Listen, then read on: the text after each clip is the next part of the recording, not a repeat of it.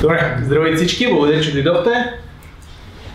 Тази вечер ще имаме за гост професор Евгений Дайнов, един от най-добрите политолози в страната, и ще си говорим за успешния политически лидер, което е обща среща и също така малко по-конкретно с идея да получим някаква ориентация преди националната конференция на нашата партия, която е след един месец. Политиката означава ние да ставаме силни, като се обединим, като работим заедно, ако ни позволи професор Дайнов в тази дефиниция. И съответно, за да може да се обединяваме, според мен трябва да се познаваме, трябва да разговаряме заедно, да прекарваме време заедно, да се сприятеляваме, да спорим, за да изнамираме пътища към истината. Така че ви благодаря, че сте тук на живо и се надявам да останете и за неофициалната част, да по време на дискусията да допринесете към разговора. Това е поредица от събития, които започнахме тази година в местна организация Лозенец, на Да, България, като тяхната насоченост е да открием нови пътища или поне да ги търсим към нови избиратели. Първото събитие беше с социолога Борис Гюров на тема негласуващите, предишното беше с доцент Гочев относно нарцисизъм в политиката и мекото отношение към Байганьо.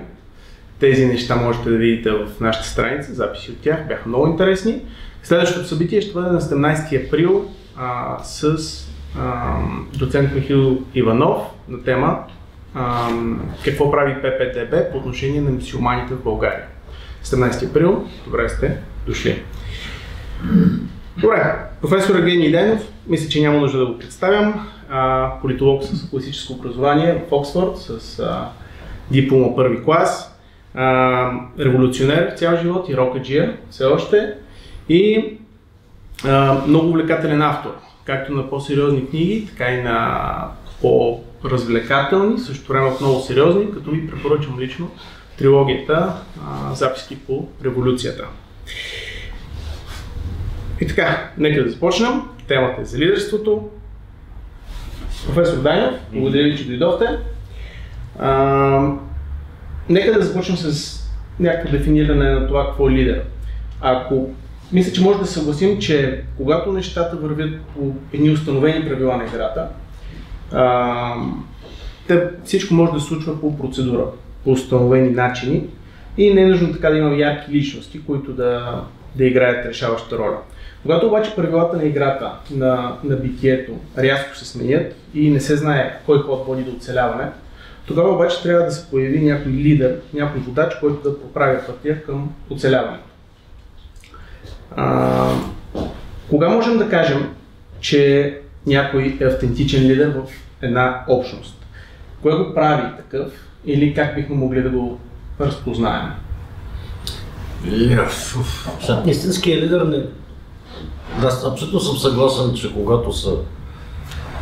Ние живеем в такова време. Значи преди около 25 години стана ясно, че институциите, правени от отдавнашни лидери, да се справят с отдавнашни ситуации възникващи, които функционираха и по света, и навсякъде общо автоматично, престанаха да дават резултат тяхното прецъкване. И изскочи темата за лидерство, защото работата на лидера, когато старите неща не престават да работят, а те като почват да престават да работят, почва някакъв разпад. Значи не е ясно кой какво трябва да направи, за да има някакъв ред. И почва разпада и там вече се появява нуждата от лидер, дали се появи лидер. Не винаги, това е факт.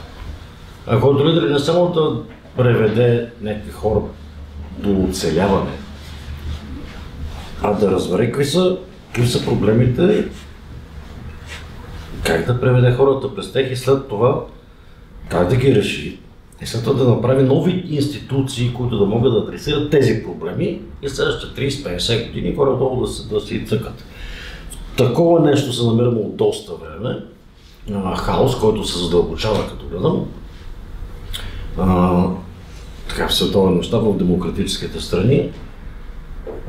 И имаме истерична нужда от точно този тип лидери. Не само да ни преведат да оцелеят, но да не цъкнат тук руснаците. като bottom line, но и да измислят решение на новите въпроси и да направят новите институции, пример, които да ги решават тези въпроси и когато няма ярки лидери. Нещо такова случва в Европа най-сетне, според мен. Откак тия гангстери на Тръмп разритаха световния ред и очевидно искат да се прегърнат с Путин и украинците им пречат просто. Тая печка. Тази прегръдка, решенията за оцеляването на цивилизацията се върнаха в Европа. И бяха поети, слава Богу, за първ път много време, и налични нови политици започват да функционират като лидери, да казват такъв проблем, решението е какво си, и започнаха неминуемо да правят новите институции. Значи имаш обединение на военните усилия, там ще се роди някаква нова институция, имаш обединение на икономическите усилия, на финансовите усилия, явно ще се раждат нови институции, които да адресират новия проблем, който е следния. Американците очевидно са решили да стават страна от третия свят и да правят глупости и да подкрепят диктатори и всякакви гангстери. Цивилизацията се връща в Европа, дай да я закрепим тук, да може да отблъскваме хаоса, който идва от Америка и опасността, който идва от Русия, и да въведеме нова стабилност. А по какво ще ги разпознаваме, правят ли такива неща или не правят? Ето, казват ли тук, даже тази фон дер Лайен за моят огромно очудване започна да говори като лидер, т.е. да казва, проблема е какъв си, сегашните инструменти не могат да го решат, не трябва да направим никакво си решение, за целта ще направим нови инструменти. Лидерско поведение. Киер Стармер, англичанина. Добре, пичове, в НАТО там американци, унгарци мътят водата, дайте сега ще направим коалиция на желащите. И ще направим структура. И така и на себе си ще браним от руснаците, че на украинците ще помага. Този германец е новия. Те си промениха конституцията, за да могат да харчат пари за сигурност. По това ги познаваме. Че казват проблем, назова правилно проблема, казват дай да го решим по нетрадиционен начин и правят институции, които да продължат усилието, когато лидера се измори или го смерят. Човек ражда ли се лидер или става такъв? За всеки, ако човек се раждаш, ако лидерите само се раждаха, нямаше аз да преподавам лидерство в Нов български университет, нямаше да има учебници по лидерство. Всеки, доколкото сме свободни, следователно равни помежду си граждани, доколкото никой не е длъжен да изпълнява чужди разпореждания, защото е свободен, и доколкото всеки се взима сам решенията, защото няма господар на главата си. Това е класически Аристотел, следващо в времето на Аристотел. Но толкова всеки може да бъде лидер. Разбира се, че може. Най-малкото изпълняваме собствените си решения в този свят, в който сме свободни граждани и си взимаме решенията. Да, всеки може да бъде лидер. Някои лидерските качества, с които сме родени ембрионално, в някои хора се проявят по-рано, други по-късно, а на трети трябва да ходят на курсове, за да докажат тая пички. Всъщност вече знаеш как да лидираш в някакви ситуации, просто до сега не си го формулирал по този начин. Всеки може, затова е преподаваемо. Имаме места тук, между другото, на дивана, които са много удобни. Те са ви положат, ако желаете да къдете. Добре. Професор Дайнов, кои са най-важните черти на един добър лидер? Сега тук всички по себе си знаем. Все сме били в лидерски ситуации, но в литературата по въпроса има една необяснима дупка. Описват се всякакви характеристики на лидер, че трябва да комуникира ясно, трябва да вижда кое не харесва в сегашната ситуация, как би изглеждала ситуацията, която е веднъж отправена и как да стигне от тук до там, да бъде устойчив, да има воля и така, да вдъхновява хората. Губи се, според мен, никой не е забелязал най-важното. Да не го е страх. страхливи, боязливи хора не стават за лидери, защото ти не си лидер, ако нямаш хора, които да те следват. А кой по дяволите ще следва, ако се страхливат? И тук вече за огромния дефицит на лидерство в България, в българския живот, който е сводим не до това, че няма хора умни, има. Че няма хора, които умеят да анализират, има. Че няма хора, които да умеят да комуникират, има. Че няма хора, които да могат да организират други хора, има такива. Основният дефицит, погледнете всички в себе си, защото всички го носим. Българите по своята национална природа са обидно страхливи хора. Обидно страхливи. Българите ги е страх от всичко. Живял съм на много места, обиколя съм по земно кълбо. Единствените по-страхливи хора, които съм виждал от българите, са беларусците, но и те нещо започнаха напоследък да се бунтуват. Този страх, тази липса на мъжественост, на храброст, да го кажем, затъпва в зародиш 99% от възможните български лидери, защото те имат всичко друго, освен храброст. Така че основното за мен е да щръкнеш, ти щръкнеш, българите що закрият? Защото те много добре знаят, че като щръкнеш, това не е само България, навсякъде. Ти като щръкнеш, някои хората заболяват да вика да бе това майкото и няма да отида да го проверя. Другите казват, я да го сритам това, що стърчи. Това не е само България, навсякъде така. Въпросът е да си устойчив, да не те е страх, че като щръкнеш, някакви хора ще се опитват да наритат, ти ги нариташ, нали? Продължаваш нататък. И дефицита на българско лидерство от това, дефицита на европейско лидерство, който беше доскоро, се обясняваше с рутинизиране и бюрократизиране на политическия живот и пълната загуба на памет, че политиката означава решаване на поредица от кризи, някои от които, ако не ги решиш, могат да убият. Добре, в момента има в публичното пространство в България за всяко нещо, което някой от политиците от ППДБ, че даже и не политици, каже или направи, тръгват разни компромати, опити за компромати или просто кампания, в които неща се извеждат от контекст, пускат се обвинения и се уронват престижа на ППДБ. Ако един човек е много предпазлив да не допуска такива неща да се случват и съответно постоянно си премерва стъпките, какво ще каже, какво ще направи, къде ще се появи, смятате ли, че би могло да бъде проблем? Не знам дали има двойно до този въпрос. Няма някакви партийни спорове, реферираш ваши си. Виж сега, дай да го обърнем. Да, разбира се, че когато си в такава среда и правиш нещо, което е видимо, естествено, че се опитат да ти пускат всякакви компромати, лъжи, да ти обръщат думите. Ама ти, ако нямаш убедеността, че ще се справиш с тази ситуация, изобщо не тръгвай. Ето ти пак лидерско качество. Да имаш самочувствието, но това минава през храброст, устойчивост и поне няколко победи. Да имаш самочувствието, че ти тръгваш по правия път, говориш на хората ясно, да, ще те ритат, но ти трябва да имаш самочувствието, че ти ще преминеш, ти ще преодолееш тези пречки. Ти ще ги пречапаш. Ти скочи някой да бие на улицата, аз знам от десетилетен опит, както и ти знаеш, ако някой ми скочи сега да ме бие тук от името на другаре, поради нас ще го спаля отбори. Ще го спукам отбори. Аз това го знам. Добре.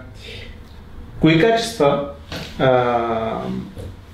качества направиха Христо Иванов лидер на демократичното малцинство в България и кои негови качества не му достигнаха, за да бъде припознат като лидер на мнозинството в България? Сега тук ме вкарваш в...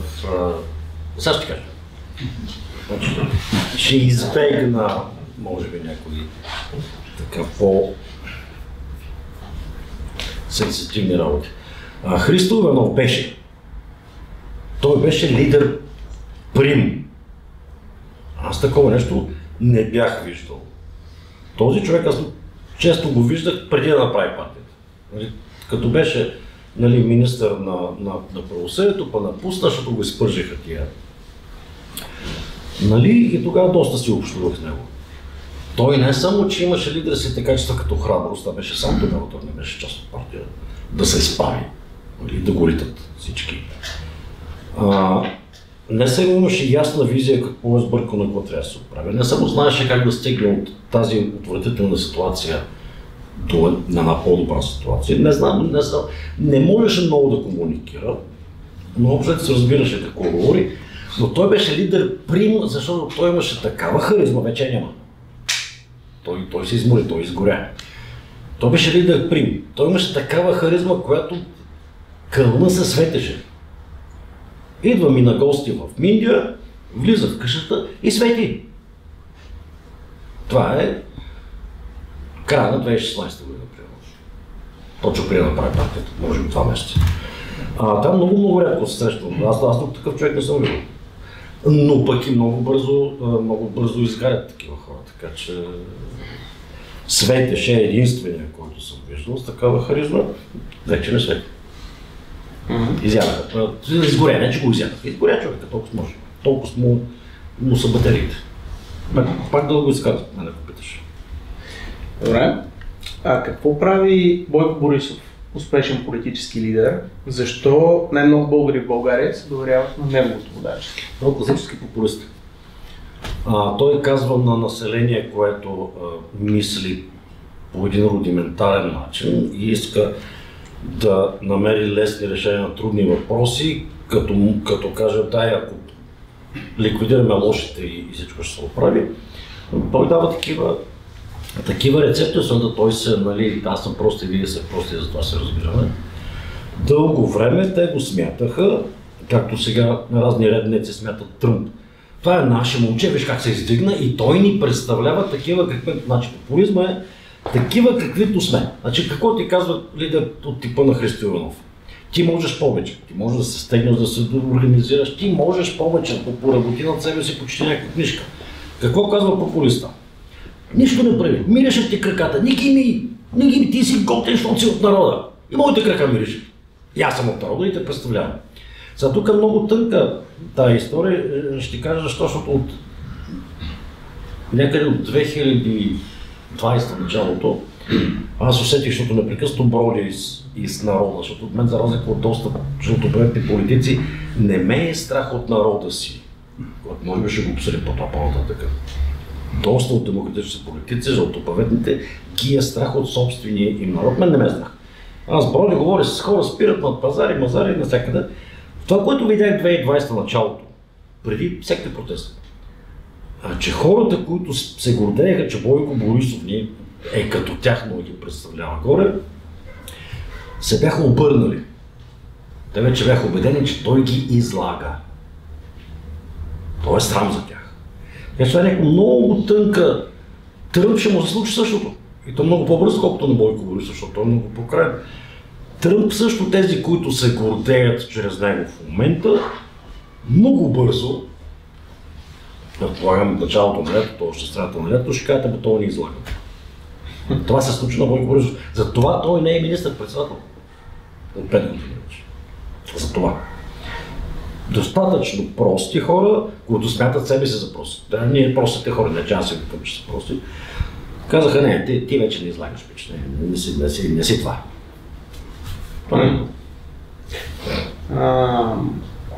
Делян Пеевски. Успешен политически лидер ли е? На кого? Защо? То е много интересно, че типажите, значи има криза на политиката, на политическото, на лидерството, на цивилизацията, което започва тук при нас в Източна Европа, защото сме най-крехки от към цивилизация, най-нови от към демокрация, много деструктивните сили първо пробиха тук. Значи първият популист е Бойко Борисов, след това се появи Орбан, след това се появи Тръмп, след това се обявиха другите. Пеевски е Илон Мъск. Пеевски е Илон Мъск. Брутален олигарх, който иска да управлява директно цялата държава, без да има харизмата, без да има лидерските качества, той ги няма. Ако имаше лидерски качества или харизма, нямаше да му трябва да купува 250 хиляди гласа. Ще си ги вземе. Така че той Илон Мъск, той е пират.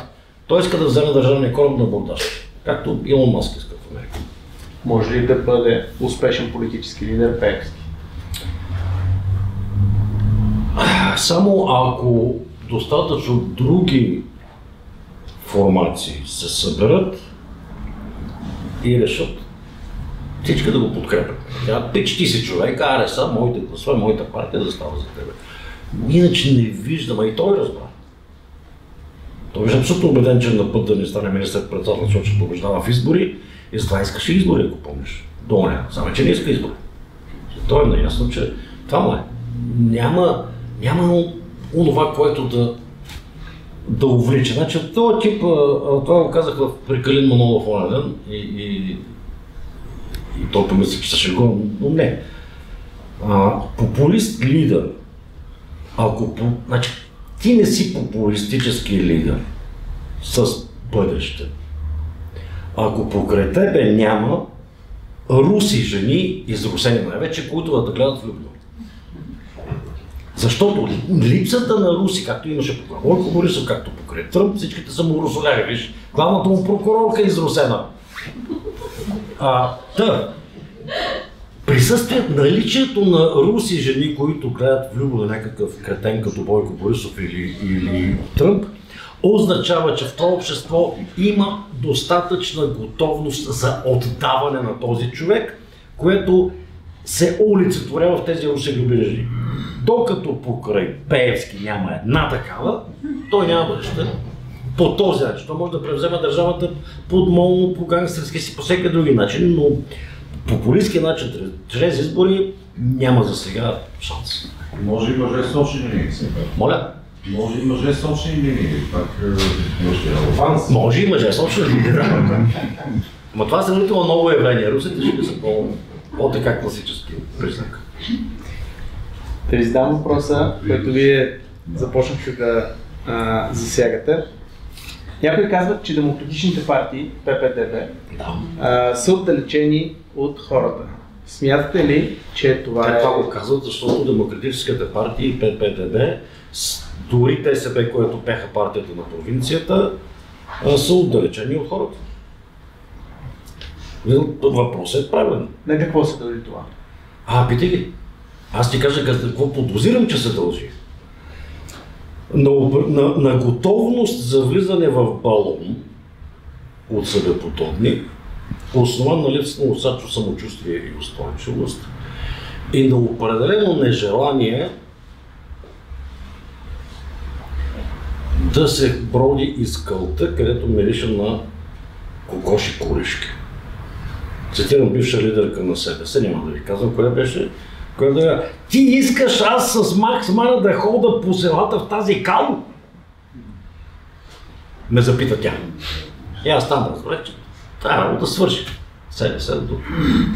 Значи какво е решението за сближаване? Това е и високомерие, и липсата на желание да преодоляваш несъгласия или да обясняваш на хора, които са по-прости от тебе, сложни работи и страх.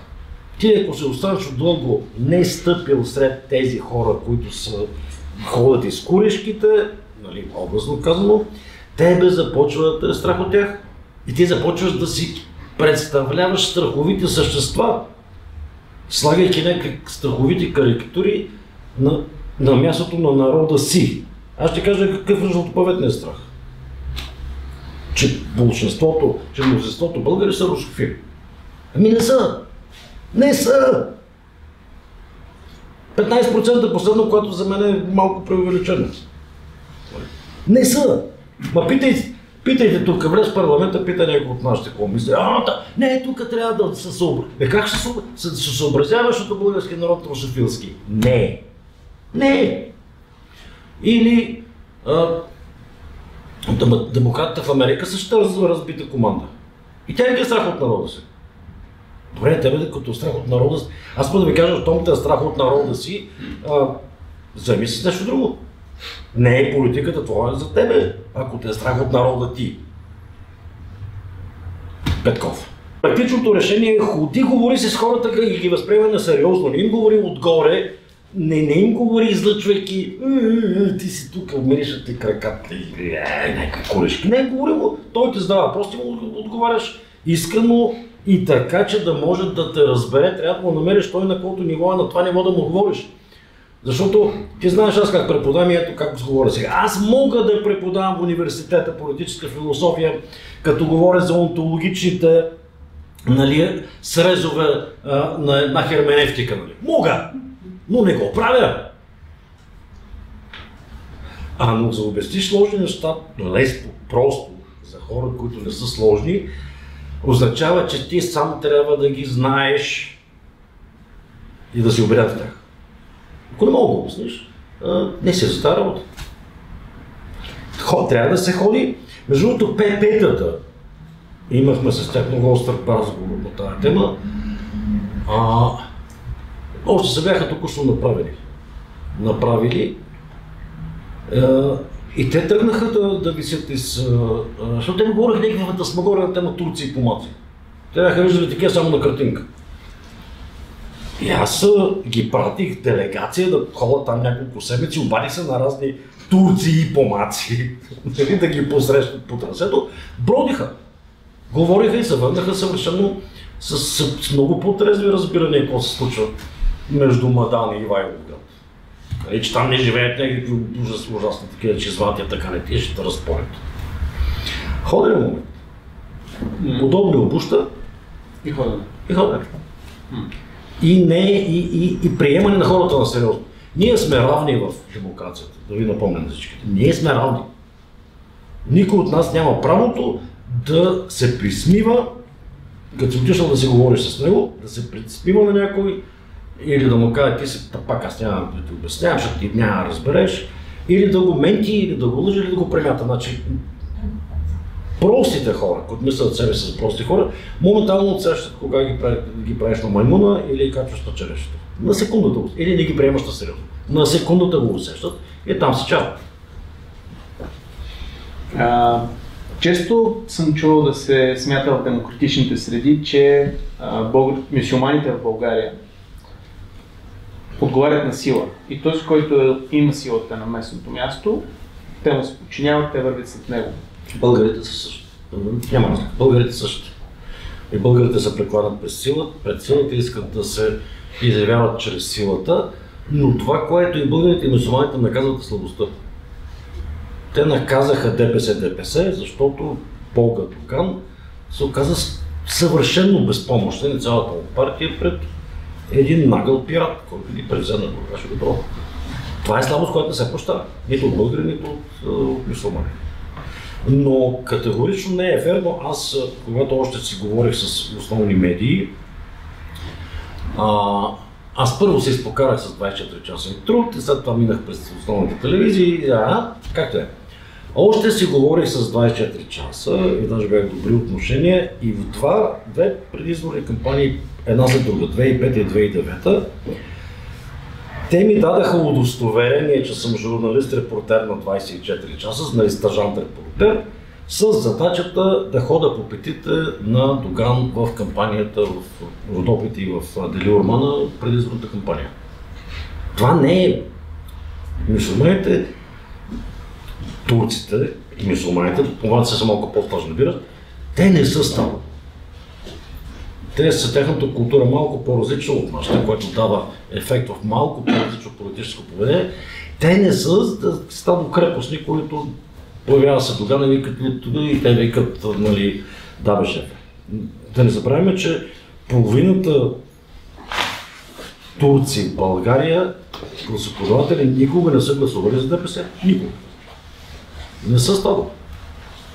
Нито пък само гледат силата. Значи смятате ли, но гледат слабостта. Значи слабостта на Доган, слабостта на Джейхан, слабостта на всички тия на... Аз ги познавам може всичките. Те са като сумаците с мокър парцал, те са като зайчета, които гледат фаровете на приближаващата се кола. И това пак се усеща от страха, се усеща моментално. И то е едно население, което те държи на повърхността, ако си ДПС, като щит срещу евентуални преименувания и безобразия. Т.е. да го пазиш и ти изведнъж се окажеш безпомощно зайче. Как ще уважавам? Да така. Според вас? Аз ти го... Значи, за да ми повярвате, Аз съм почетен мюсюлманин. Съвет върховен на имамите за заслуги към турския етнос ме обяви още преди 15 години за почетен мюсюлманин, което най-важното, което означава, аз имам правото да наименувам деца мюсюлманчета. И съм го правил. Не се казва при тях кръщава, защото няма кръст. Но така. И от тази, значи аз съм баяна вътре в тази култура и от съзнание говоря за точно тези неща. Нищо, че съм от опуса. Да, едно на ръка. Според вас реалистично, възможно ли е един добър лидер или един голям лидер в България да мобилизира отвъд страха, да мобилизира смелостта, както в българите християни, така и в българите мюсюлмани?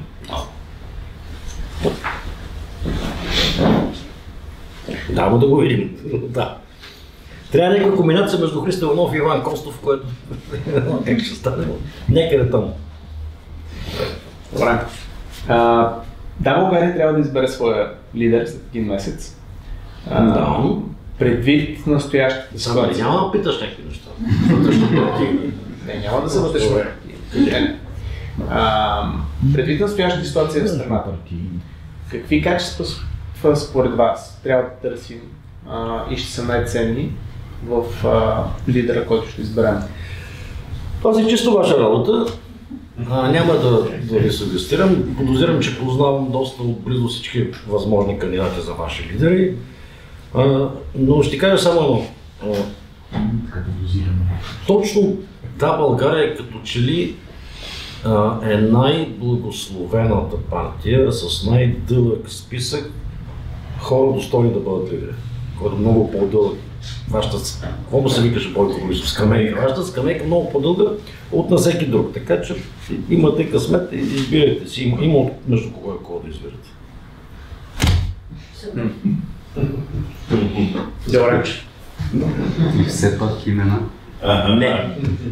Добре, благодаря ви. Това са моите въпроси. Сега нека да отворим към публика. И следват въпроси от публиката. Господин Господинов. Да, аз имам въпрос. Може ли да дадете пример за да бъда лидер жена в България и малко да развиете тезата за лидерството, когато жена стои на тази позиция? В България някак си жените не стигат до ярки лидерски позиции. Но за мен Катя Михайлова беше очевиден лидер, но и не й беше дадено вътрешно партийни интриги да се качи отгоре. Лена Бориславова според мен става за лидер при ППТ. Не сега дали ще пуснат или не, си е тяхна работа. Тя е малко нова звезда, но не е много ясно, но като че ли има всичката качества, решителност, яснота на изказа, не е страх. Но ние сме все пак такава ориенталска култура все още и жените трудно така, но и малко се гледате, има такива. Господин Павлов. Благодаря. Моят въпрос е следния, сега, че разбира се няма да обсъждаме, т.е. темата за нашето партийно лидерство много правилно така я оставихме, нали, на нашите партийни членове, но на нас ни предстои сравнително скоро да избираме друг лидер, а именно предстоят президентските избори, т.е. те вече наближиха. Това, което много хора се питат, какъв би бил профила на подходящия кандидат и въобще откъде да тръгнем да избереме този бъдещ президент, защото демократичната общност загуби някакси така твърде често даваше на други общности да определят този лидер на България. Така че тук откъде да започне този разговор и какви идеи имате по въпроса?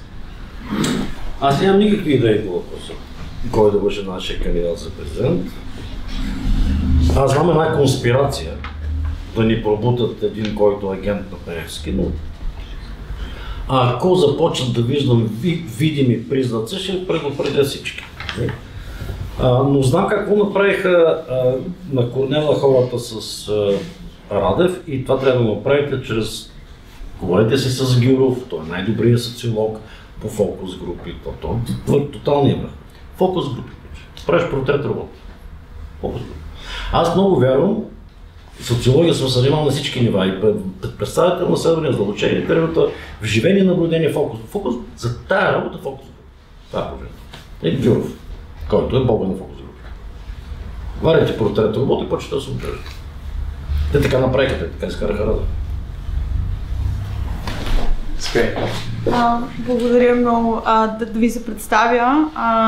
Аз също съм завършила политика и международни отношения в Англия като вас и съм работила за британското правителство и съм била активист в областта на климата. Имам два въпроса, които тук що измислих и си ги записах, защото са малко дълги, но са свързани с международните отношения, не толкова с България. Първият ми въпрос е свързан с Тръмп и Путин. Очаквали ли сте някакъв вашия дълъг професионален живот, че ще има американски президент, който ще излезне на сцената и ще каже, че не вярва на ФБР, вярва на лидера на Русия? Колко бяхте очудени от това развитие по време на срещата в Хелзинки? Вторият ми въпрос е, мислите ли, че сегашното завиване на Тръмп и САЩ към Русия е временно явление или ще продължи след президентството на Тръмп? Видяхме съобщенията между Ванс и Пит Хекс, не мога да прочета името, за Европа. В смисъл, това не са само виждания на Тръмп индивидуално, това са очевидни вижданията на хората около него. И доколко това е притеснително след Тръмп, това завиване извън срещу Европа. Значи аз в Англия не само съм завършил университета, ми училище преди университета. И по едно и същото време, някъде началото на 70-те години, аз съм бил на 14 скоро. Излезаха две художествени произведения. Едното беше Манчурския кандидат, първата версия на филма. Второто беше една кримка от някой не помня, но второто беше книга. Манчурския кандидат, вице-президентът беше съветски агент, а в тази книжка, която нито помня заглавието автор, самият беше съветски агент. Тоест аз още, щом съм го запомнил, още тогава съм си давал сметка, че този кошмар е възможен. След това даже преди да се появи Тръмп, аз видях какво прави Путин и колко по-хитро го правят, колкото Комунистическата партия преди него. Значи, Комунистическата партия на Съветския съюз какво правише? Те финансираха цели огромни партии, профсъюзно движение, движение за мир, партизански отряди и какво се сетиш. Огромни структури с огромни пари. Путин много хитро реши. Стигна до извод, че много по-евтино да купуваш отделни хора, а не цели партии. И въпросът е, ти купуваш 1000 човека в Републиканската партия и помагаш на всички, които стигнат. Така че това съм си го представил, че е възможно, а не съм се представил, че е възможно от такава степен толкова бързо, толкова брутално. Това обаче от друга гледна точка е добре. Колкото по-бързо се разгърне, разцъфти цялата путинщина на Тръмп, толкова по-бързо ще му се намери майстора. Така че пак късмет. Както с Бойко Борисов изкарахме късмет. Той можеше да бъде Орбан, можеше да бъде Ердоган. Не стана Бойко. Що? Ето и пак лидерски неща. Две причини. Първата причина, той е страхлив. Бойко Борисов е страхлив. Слава Богу. Втора причина, той и до ден днешен иска да получи признанието на жълтопаветницата. Всички го знаем това. Виждали сме го. Той е питал и мен преди години, и социолози, и журналисти. Какво да направя, че тия да ме заобичат? И отговори нищо. Ти си тъпак, нали? Как си го обичаш? Така че ние изкараме късмет с Бойко Борисов. Ако не стане някаква огромна пътъкона международна, ще изкараме късмете, че Тръмп е толкова глупав и самовлюбен, че той ще разцъфти в пълния си блясък достатъчно бързо и фрапантно и шокиращо, за да някой да му направи нещо. А какво може? Въпрос ли? Не че имаше първи. Да отговорихте на втория въпрос. Който беше? Който беше, мислите ли, че сегашното завиване на Тръмп и САЩ към Русия е временно явление или ще продължи след това? Това е нещо, на което нямам отговор и ще кажа защо. Очевидно в Америка, в недрата на американското съзнание, върви някакъв процес отново, който от време на време при тях се появя веднъж на 80 години горе-долу, да престанат да бъдат Съединените американски щати, а да се превърнат в рутинна латиноамериканска държава, където отгоре има или хунта, или Хуан Перон. Защото това ги дърпа. Така е в Америка. В Америка имаш хунти или диктатори, или латифундисти, всеки такива. И олигарси. Къде го нямаш? Нямаш го в Канада, който е британска колония. Нали, краля е държавен глава. Всичко. И го нямаш в Америка, защото те пък са съвършено уникално нещо. И те отново влизат в период, в който не искат да са уникални. Искат да станат като другарчета от Мексико, Венецуела и всички тия. Не знам, и това в момента, нали, подкрепя тия безумия трампанарските. Доколко е силно, не знам. За последен път е било силно края на 19 век, значи между целта и края на 19 век. Една от причините Линкълн, и това е било кошмара на бащите основатели, че ще стане латиноамериканска държава. И те за това всички тези checks and balances, конституции и всякакви такива работи, за да не допуснат да се свлекат да станат като Мексико. Но последния път двама президенти, които са имали същинския кошмар, че страната се свлича към това да стане Латинска Америка, първият е Линкълн. Значи Линкълн нарушава Конституцията, не пускайки конфедеративните щати да напуснат Съюза. Те имат това право. Линкълн не ги пуска по една много проста причина. Той се дава сметка, че тия робовладелци и селендури общото, ако ги пуснат да се отцепят, те моментално ще станат латиноамериканска олигархия, която се намира на 20 км от Вашингтон, от столица. Това е тотално недопустимо и той нарушава Конституцията и ги бие с война, за да не се приближи Латинска Америка до Вашингтон, до Потомак, дори Потомак Ривер да стигне. Другото, Теодор Рузвелт, нали, който разбива картелите, монополите и тогавашните олигарси, пак с сила. С сила, защото те пак ще стане Латинска Америка. Сега пак момента, в който достатъчно американци не виждат причина да си дават зор. Тук ставаше дума за зор и за недаването на зор, да си дават зор, пак стига. Стараме ли тук като мексиканците, по-кеф. Така че, да, и пак трябва лидерство това да бъде обезглавена ламята, т.е. Тръмп и всички тия. И след това да бъде направено така, че американците да бъдат убедени, че не е окей да станеш Латинска Америка. Стой си американци. Други въпроси? Заповядайте. Свързано с този въпрос, което и тук дамата пита, понеже аз съм живял, работил, учил и до ден днешен работя в Съединените щати, твърдя, че познавам доста системата, шансове за импичмент няма на този етап. Изключително трудно, точно заради чекс and balance и така нататък. Какво мислите, че е реалистичен шанс за отърваване от това чудо? Някакво такова фрапантно ще ми извините лосиране, че дори неговите хора не кажете, това са усрани. Защото в момента, нали, тезата на неговите привърженици, включително в България, вие не го разбирате. Той се прави на идиот, защото има гениален стратегически план и сега ще скеш. Сега ще скиеш тук, не му гледа издръжица. И това трябва да има някакво титанично усилие да се вече няма никакъв план, нали? Повече от вчера. И неговите хора да са... То трябва да е внезапно, фрапантно и да ги удари по джоба. Защото джоба, те първа започват да се страхуват, че те първа ще ги удари по джоба, това още не ги удари. Въпросът е идеален вариант, гигантско усиране, което да съвпадне с ужасен удар по джоба и там ще се посъбуди, там ще се отвори възможност друг тип политици.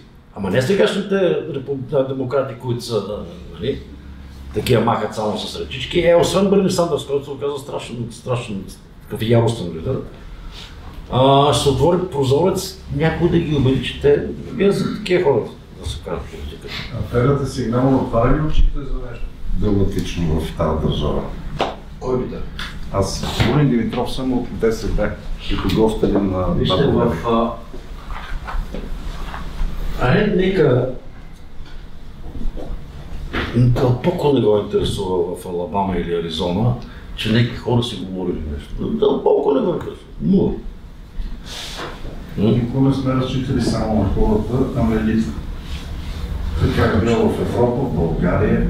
Ама елита в България нямаше да има плюско да стане. елита в Америка е като мацат смокър пред саз. За първ път им се случва и те буквално не знаят какво да правят. То се вижда. Те се съпротивляват, се читират. Значи представете си, колко медии имаш в Америка, колко хора работят тях. Представете си, че имаш не само Конгреса и Сената в Вашингтон, всеки щат си има, освен Небраска, който има само една камара, всичките са двукамерни. Имат губернатори, имат кметове. Колко те? Това са хиляди избрани служители на народа. Колко тях се съпротивляват в момента? Аз мога да ги изброя до тук някъде. 7-8 човека, като включиш и кметове, и губернатори, и Бърни Сандърс, и тази Александра, каква беше? Александрия. И това са и трима съдии. Толкова. А другите хиляди ели какво правят? Чакат да мине буря. Те се снижиха и чакат да мине бурята другари. Да. Защото си трябва Извинявайте, само имаме господина чакал преди малко търпеливо. Колко е реалистично според вас, Никой Неделчев се казва, господинът от Банкия да ни стане президент до година, да си хване един 5 до 10 годишен имунитет за всякакви възможни наказателни преследвания, да ви стече давността? Аз мисля, че той е достатъчно изхабен, за да не може да подреди този пъзел. Не знам дали съм прав, но ми се струва, че той е в залеза си, няма силите и няма енергията според мен вече да прави такива планове. Си мисля аз, гледайки какво прави и какво не прави. Какъв му е екзит стратегия? Да не го гръмнат. И най-вероятно това го договоря вече. То повече закон е. Закон трябва повече. Това е като с импичмента, няма стане. Нито там ще го импичат, нито нашия ще го карат затвора. Господин Павлов? Да. Втори въпрос искам да задам. Очевидно в Европа е много тежка ситуацията. Наистина аз много се радвам на тия признаци на лидерство, които се виждат.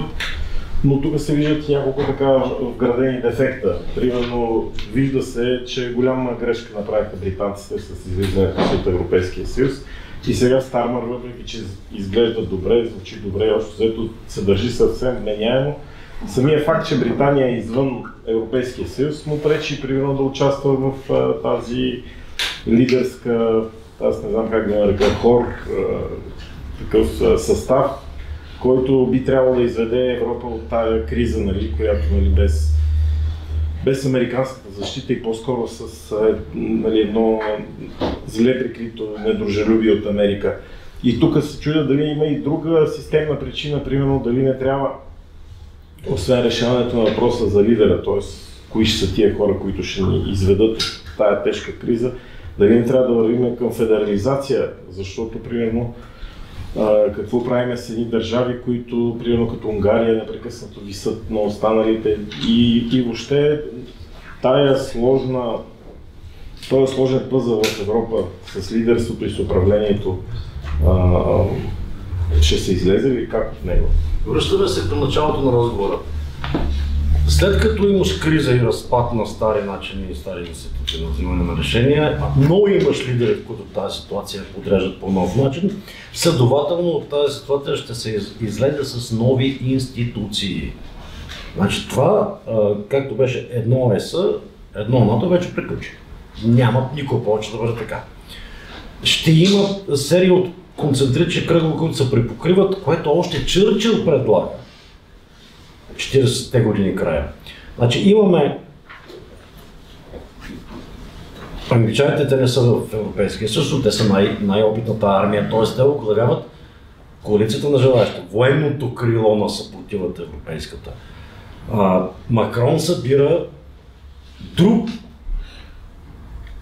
малко Пак същия кръг, но леко по-различен, защото ги нямаше, те не са вътре. Там как да се финансира цялата работа, как да убедим усилията да купуваме, да произвеждаме наши самолетчета, наши танкчета и така, и взаимно те да са compatible, нали? Не всички да зависим на американците.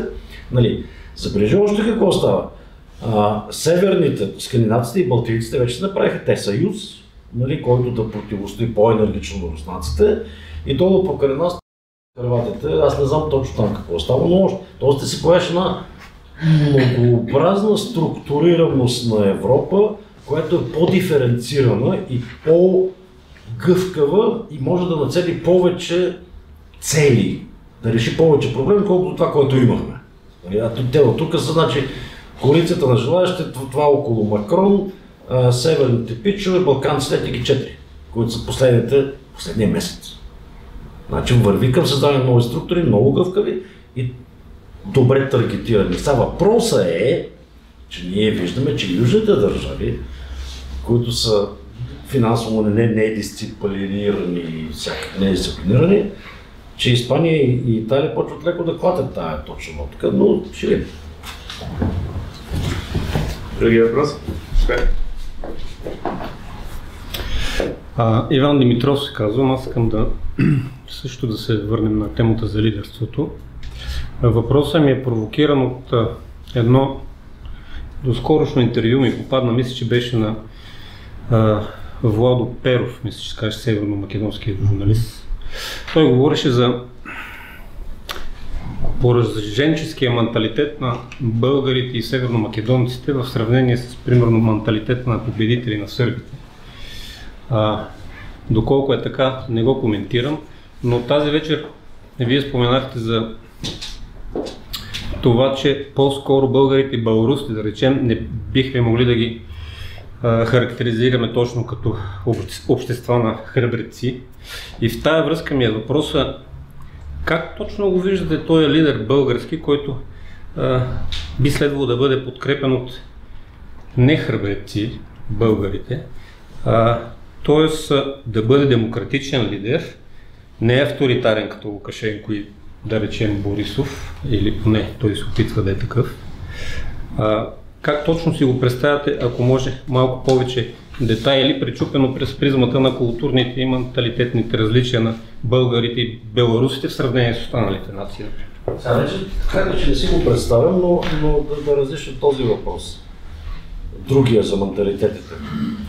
Значи, да, българите, аз кажа, че българите са унизително страхливи. Тоест, мен ми е унизително, че бидейки толкова страхливи, те ме излагат мен като българин. Това ми е на мен. Но, плюсът какъв е? Значи, плюсът е, че в България е онова активно проевропейско малцинство. Ние сме винаги малцинство. И ще бъдем още поколение наред. Тези, които искаме да сме европейци, а не ориенталци. Но, в България това множество е много по-голямо. И следователно много повече може да дърпа към Европа, отколкото в Македония, Сърбия, Молдова, Армения, Грузия, за становете да не говорим. Пак е малцинство, но много повече. Това е едно. И в това малцинство имаше много ядро, което не го е страх. И второто, говорих се с един колега преди няколко години, унгарец, пак анализатор, някаква конференция видяхме, но точно бяха избухнали там с някакви огромни протести, както сега, пак преди 3-4 години имаше. Той вика, ние много ви завиждаме на вас, колко сте борбени, как се съпротивлявате. Викам, чай сега пиш, вие току-що изкарахте 100 000 на улицата в Будапеща, ние не сме изкарвали 100 000 човека, знаеш кога? То вика, да, обаче ние изкараме 100 000, 103 години си почиваме, нищо не правим. Вие вика, аз оставащо на тази конференция, при вас непрекъснато има съпротиви. Това село се съпротивлява срещу кариера, онова село срещу златодобив, тия се съпротивляват срещу бетона по морето, тия срещу отсичането и от време става голяма, по-голяма съпротива, след това пак се разпада на малки, обаче вие викат не спирате, във всеки даден момент поне 5 села нещо правят в България. При нас няма такова нещо. И веднъж на 3 години 100 000 човека, с това се почиваме. Тоест тази съпротива с ниска интензивност, но постоянно при нас. Събрана с това, че казвам. Въпросът ми е, говорейки за смели народи, храбри народи и съответно смели и силни лидери. И от тази гледна точка искам да попитам какво бъдеще виждате или прогнозирате за Ердоган и Турция? Струва ми се, че аз не съм голям специалист по международните дела, но тъй като разбирам от революции, струва ми се, че в Сърбия и в Турция нещата отиват към разрешаване. И такъв тип разрешаване експлозивно, което да разкара реалната власт на Вучич и реалната власт на Ердоган. Те може да продължават като топи да плуват отгоре, както Бойко Борисов в момента, но реалната власт вече да не е при тях. Струва се, че в Сърбия и Турция са стигнали до този момент. Сега не знам. Ще наблюдаваме. Може би и унгарците загряват и там на тъч линията, и там нещо става. Доколко е голямо, доколко е трайно, но мисля, че Ердоган и Вучич са минало. В случая храбрия народ побеждава силния лидер. Те вече не ги виждат като силни лидери или като квартални корумпета. Това е пак се обръща. Както Бойко Борисов вече не се гордее с него, казва, че не излага. Тия са някакви кръци и всички знаят, че са кръци. Той Орбан ограби, то Орбан и семейство му ограбиха цяла Унгария.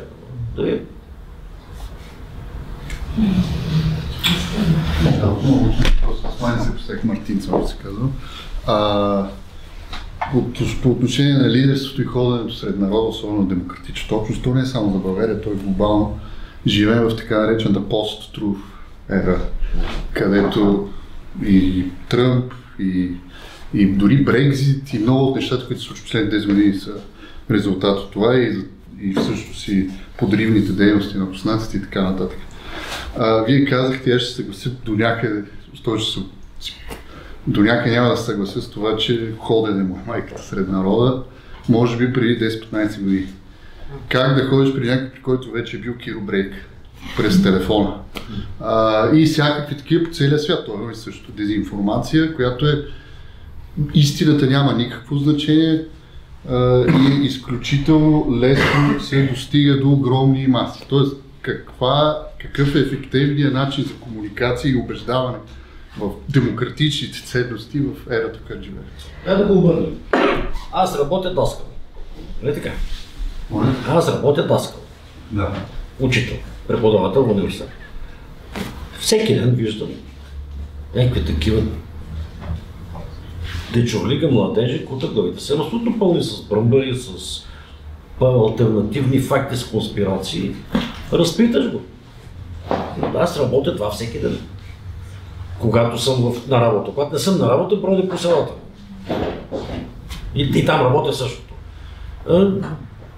Разплиташ го уважително, нали, отстрелваш най-големите идиотщини. Сега няколко път се натъква на непреодолими. Значи аз познавам човек на 35-6 години, не е интелигентно момче, който убеден, че земята е плоска.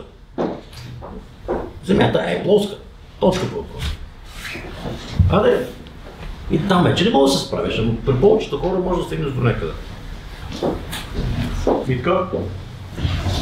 Благодаря, аз съм Димитър Атанасов. Имам следното опасение. Първо, споменахте нещо много важно, аз съм даскал.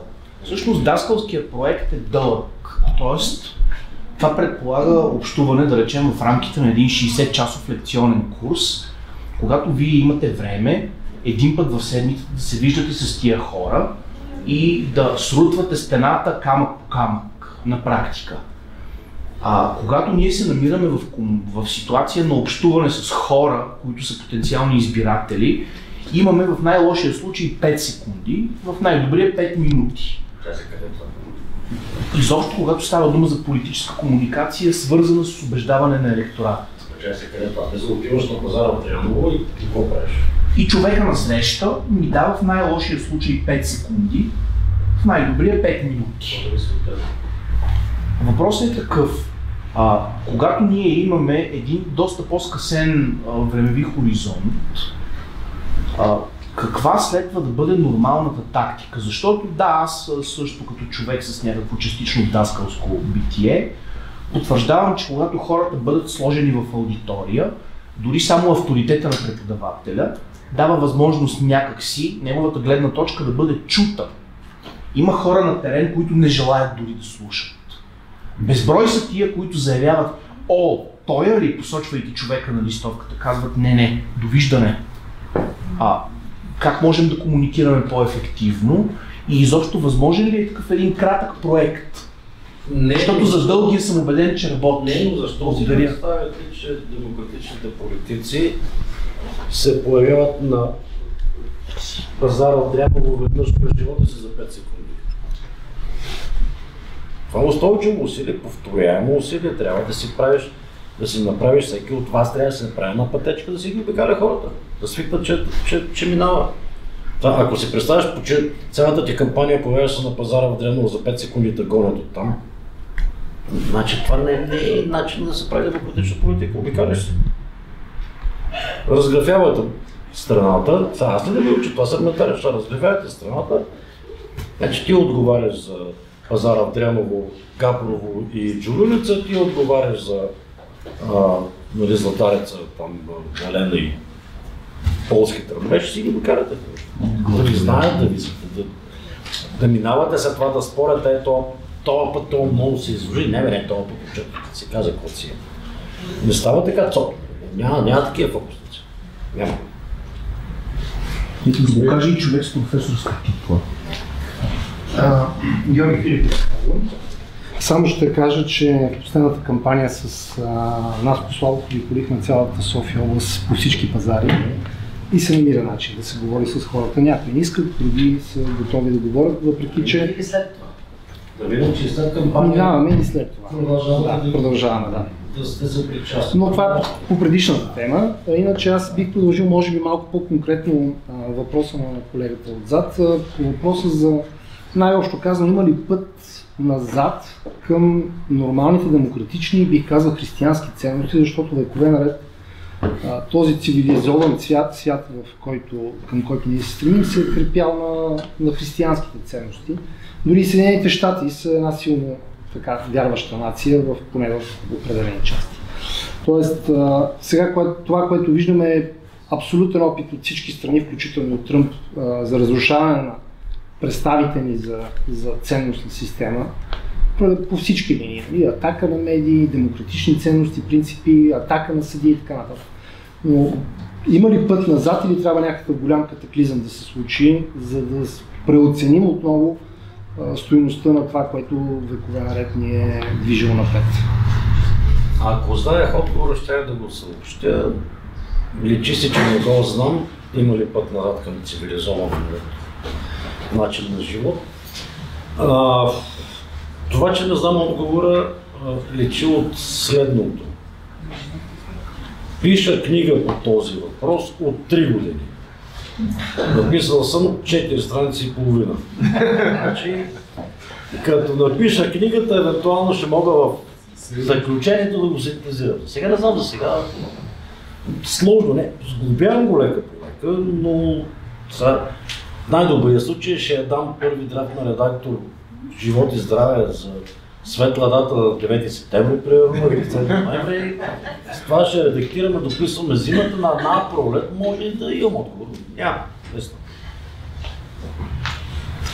Това, че чакам гости вкъщи, дай да го Добре, здравейте, кажите. Защото си говорим за лидерството, мен ме интересува въпроса за лидерството вече. Много съм мислил на тази тема. Как може да се получи така, че да излезе един лидер и тая машина, руската хибридна, огромна, мащабна машинария, всичките екскременти, които се изсипат върху него. Вие казахте много интересна метафора за Христо Иванов, който е светел. Ами аз мисля, че той все още би могъл да свети, само че те го зариха с екскременти, с помия. Ето, излиза Кирил Петков става Кирчо. Излиза Асен Василев става Асенчо и такива простоти. Кокорчо, да, отвратителна история. Те в момента, в който излезе някой, те го засипат, създава се една митология, нали, да се сетим Иван Костов продаде Балкан и такива тъпоти. Как може да се противодейства на това нещо, защото нещата умират в зародиш? Сега гледат, ако нещата умираха за роли, щяхме да живеем в Молдова. Ние живеем в член на Европейския съюз, НАТО и така нататък. Значи, мен ме заливат слайна от 30 години. Виж нещо мое някъде до дневник, да речем, виж какво става дума. Влезе във Фейсбук, виж какво става под всяко мое пост. Заливат ме слайна. Но хубаво. Си свети. Някакси да, заливат, то за да им писва вече. Те ме заливат от повече от 30 години слайна и нищо. Май взеха да се измарят, не знам. Свиркай си. Свиркаш си, продължаваш напред. И не се, значи основното, не се обясняваш. Като почнаха 90-та година още, като така щъркнах да ме заливат слайна, веднъж се обясних. Ужасна грешка, никой не се обясняваш. Правиш си работа. Това е. Един ще го ликвидира, ще го затрупа за втори, трети, има пети, ще остане някакси не до край за и не отвръщаш слайна никога. Последен въпрос. Господин беше обаче предния път. Това е. Един по-нестандартен въпрос, но със сигурност е пак свързан с лидерството. Според вас с какъв лидер може да прокопса българската прокуратура? Българската прокуратура може да прокопса, ако няма главен прокурор с такива правомощия. Тоест там не стои въпроса за лидерство. Не бива да има главен прокурор. Има ли главен съдия? Няма. Има ли главен адвокат? Няма. Защо трябва да има главен прокурор? Това много лесно се решава. Режеш от длъжността и готово. Добре. С това поставяме край на тази част от дискусията. Няколко заключителни думи. Сега започваме неформалната част. Заповядайте да се почерпите с нещата, които сме приготвили и да си поговорим, за да може да се обединяваме и да правим политика заедно и да се сприятеляваме. За да поддържаме този комфортен клуб и да правим такива събития, се издържаме така основно с доброволни пожертвования, така че който желае и може да съдейства. Всички сте добре дошли на 17 април, среща с най-добрия познавач по темата доцент Иванов на тема какво прави ППДБ по отношение на българските мюсюлмани. Мишо ще продължи тази тема. Той е мисловите. Да. Това е. Благодарим много, че дойдохте.